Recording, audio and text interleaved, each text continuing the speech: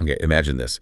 You're standing at a crossroads, something totally unexpected, maybe a big career shift or a health issue that just pops up, feels huge. Or maybe just a problem you can't seem to crack. You get that sort of gut-wrenching feeling, right? Being stuck. Yeah. Now, what if instead of that overwhelm, you felt this like quiet confidence, knowing you could find a way through? Well, that's not magic. That's resourcefulness. Today, we're doing a deep dive into develop resourcefulness, find solutions, and overcome obstacles creatively. We'll look at it from, well, different angles, psychology, practical steps, real-life stuff. Our mission, to really unpack what resourcefulness is, why it's such a, frankly, superpower today, and how you can actually build it up for your well-being, for facing challenges, for finding new answers. So let's start at the core. What are the building blocks here? Right. At the heart of resourcefulness, you've really got two key ideas that work together: adaptability and resilience. And they're not just fancy words. Okay, resilience. We hear that a lot. What does it really mean in this context? Well, in human sciences, when we talk about resilience, we mean the ability of a system could be you, a team, a whole company, to handle disruptions and get back to functioning. But, and this is important, it's not just bouncing back like nothing happened. It's often about bouncing forward. Bouncing forward. Yeah, exactly. It means you learn from what happened, you integrate those insights, and you actually come out maybe stronger or wiser. You don't just return to the old normal, you carry the learning into the future. You find new ways. Okay, that makes sense. So it's growth through adversity almost. What about adaptability then? Adaptability is slightly different. It's more about your ability to quickly adjust to change and, crucially, accept it. It means facing fears. Yeah, acknowledging mistakes without getting bogged down and being genuinely ready for new challenges. Adaptability has this element of personal choice, you know? You're purposefully navigating the changes, not just getting pushed around by them. You're analyzing things, you're open to different perspectives, even ones that maybe challenge how you usually think. So resilience is bouncing forward after a hit, and adaptability is more like skillfully maneuvering as things are changing. That's a great way to put it. They work hand in hand. One helps you recover and grow, the other helps you navigate the ongoing shifts. And it really feels like these skills are more vital now than ever before. The world just seems so unpredictable. Absolutely. I mean, look at the working world. Whole jobs are changing, disappearing, new ones are popping up constantly. Right. It demands that we keep learning, keep retraining. Businesses need people who can pivot fast, who can handle new tech, new market conditions. That old idea of one career for life, it's really fading. You see it in the numbers too. Like in 2022, there was huge job mobility in Europe. 43% in Nordic countries, over 30% in the UK and Netherlands changed jobs. Wow. It shows you need these transversal skills. Like maybe you were a coder, now you need project management skills. Or you're in marketing, but suddenly data science is key. It's about making these big, like 180-degree turns sometimes. And it's not just work, is it? This applies everywhere. Definitely. Our interconnected world, well, it makes things fragile sometimes. Global crises show we need collective resilience. We need to react, but also try to anticipate things. And personally, these skills directly impact how you handle stress, how you deal with uncertainty day to day. It boosts your mental agility, your overall well-being. It's fundamental. That idea of resilience being dynamic, not just a fixed thing you have or don't have. Yeah. That's really interesting. Psychology sees it as a process, right? Yeah. A journey of rebuilding. Exactly. It's not just a trait. Psychologists actually map out this journey, especially after facing big challenges, even trauma. There are sort of 8 stages people often go through. 8 stages. Okay, walk us through that. Sure. So first is defense protection. This is kind of anticipating or preparing for challenges. It means resourcefulness every starts before things get tough, building your mental toolkit. Proactive. Okay. But then balancing tension. This is where you identify the challenge and really accept it. You're not fighting reality, you're acknowledging it. That's the first step towards control. Third is the challenge stage itself. Here, you're managing your emotions, becoming really aware of what you're going through. Not suppressing feelings, but understanding them. Right, managing the response. Then comes recovery. This is about shifting perspective, asking, okay, what can this teach me? What's the hidden lesson here? Finding the learning in it. Exactly. Number 5 is evaluation. Looking back at the challenge to see how you can adapt better next time. Becoming a student of your own experiences, really. What worked, what didn't. Makes sense. 6 is assessing importance, finding meaning in it all. How does this fit into your bigger picture? This is often where real personal growth happens. Deeper meaning. Okay. 7, self-positivity. building trust in yourself.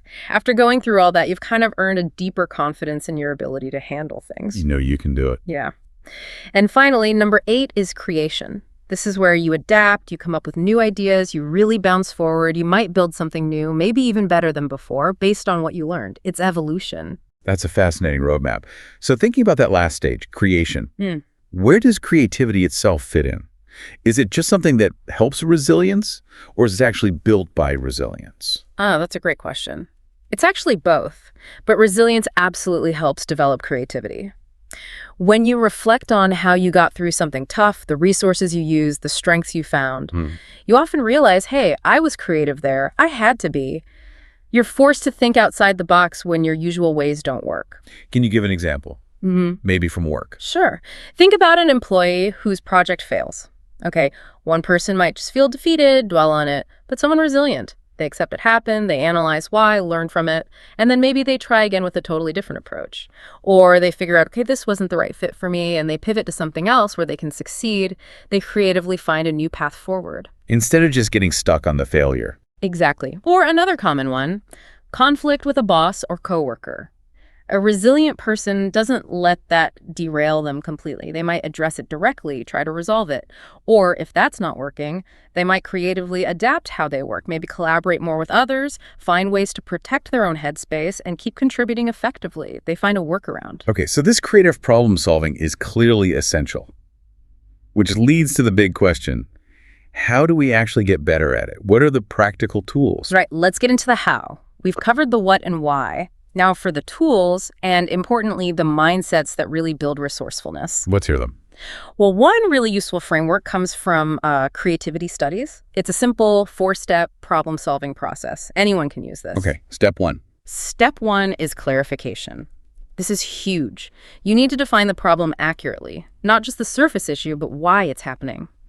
Ask those almost childlike why questions. Dig into the facts. Who, what, where, when, why, what have you tried? Acknowledge the feelings, yours, others, how they're impacting things. Consider your hunches and list out the unanswered questions. So really dissecting the problem first. Like if I'm procrastinating, don't just say, I procrastinate. Ask, why this task? What feelings come up? Precisely. You can't solve a vaguely defined problem. Clarity is power. Step 2 is ideation. Brainstorming. Yeah, classic brainstorming. But the key is no judgment. Generate as many ideas as possible, wild ones included. You could even try something fun, like the portable think tank method. Portable think tank, what's that? You ask, like, how would Sherlock Holmes solve my fitness problem? Or what would Bugs Bunny do about this difficult client? It forces you out of your usual thinking patterns. I like that. Okay, so clarify, then generate ideas freely. What's next? Step 3 is development. Now you take those raw ideas and start shaping them. Which ones are most promising? How can you combine them? How can you make them practical for your situation? You refine and build. Making them workable. Yep. And finally, step 4, implementation. You absolutely have to put the solution into practice. An idea, no matter how brilliant, doesn't solve anything until you act on it. That framework sounds really helpful, especially for avoiding that analysis paralysis where you just think and think. But what about that fear? The fear of failing or making things worse? That's where I think a lot of us get tripped up moving from step 3 development to step 4 implementation. That's probably the single biggest hurdle. And here's the thing, it sounds counterintuitive, but no, you learn almost nothing from success compared to what you learn from failure. Really, nothing from success. Well, relatively speaking. The real growth, the stuff that makes you better, comes from the struggle. It's that feeling of not knowing, getting frustrated, trying again, Googling like mad, that pit in your stomach. Yeah. That's the forge where skills are made. Think about learning to ride a bike faster. You don't stay in the easiest gear. You shift up. It gets harder. You might wobble, maybe even fall. But that's how you gain speed and confidence. The harder gear analogy. I get that. So the best advice often is just start. Take some action, any action. It'll immediately give you feedback, show you where to go next, answer questions maybe research alone couldn't. Just begin. Learn by doing. Okay, just start. Even small. Even small. And related to that fear of failure is embracing what some call the willingness to suck. Willingness to suck. Yeah. There's a story about a writer who finally wrote something they thought was good. But then they got paralyzed, holding themselves to this impossible standard. They only got back into the flow when they consciously decided, I need to refine my willingness to suck, to just write for fun again. Letting go of perfectionism. Allow yourself to be imperfect, especially at first.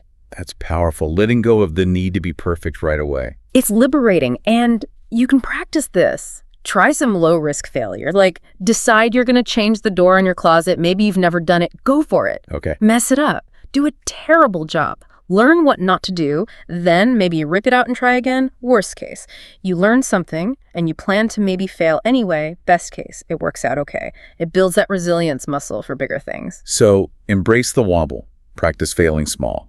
What else helps push past inaction? Sometimes simple obligation beats motivation. If you absolutely have to do something, a deadline, a promise, a health need, that necessity can be an incredibly powerful driver when your internal motivation is low. Don't underestimate the power of commitment. Right. Obligation can be its own kind of fuel. It really sounds like resourcefulness isn't some magical trait you're born with. It's much more about cultivating a mindset, isn't it? Yeah. Curiosity, resilience, and just being willing to jump in, even if you might suck for a bit. That's exactly it. And the good news is everyone has innate resilience. Everyone has strengths. When you focus on those, on your assets, on what has worked before, you create this little buffer. It allows you to sort of grow through stress rather than bemoaning your situation, as one source puts it. It keeps you engaged, feeling like you have some influence rather than just giving up. You always have more resources inside you than you think. That's a really empowering way to look at it. Yeah. Okay, that brings us towards the end of our deep dive today. Let's quickly recap the big ideas. Resourcefulness is that blend of adaptability navigating change and resilience bouncing forward from setbacks. Both are crucial today for our work, our lives, our well-being. It's a psychological journey, not just a fixed trait, involving stages like defense, acceptance, challenge, recovery, evaluation, finding meaning, self-belief, and finally, creation. And creativity is woven right into that process. We can actively build it using practical tools like that 4-step problem-solving method. Clarify, ideate, develop, implement, and critically, shift your mindset. View failure as learning. Just start. Embrace that willingness to suck and practice failing in low-stakes ways. Well summarized. It really is about cultivating that mindset and taking action. So here's a final thought for you, the listener. Think about an obstacle in your life right now. Big or small, health, a goal, work, whatever.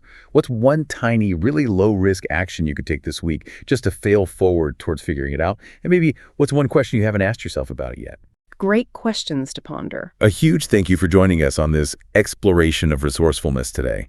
We really hope you feel a bit more equipped to find those creative solutions and navigate whatever comes your way. Absolutely. Until next time, keep exploring, keep asking those questions, and remember to keep bouncing forward.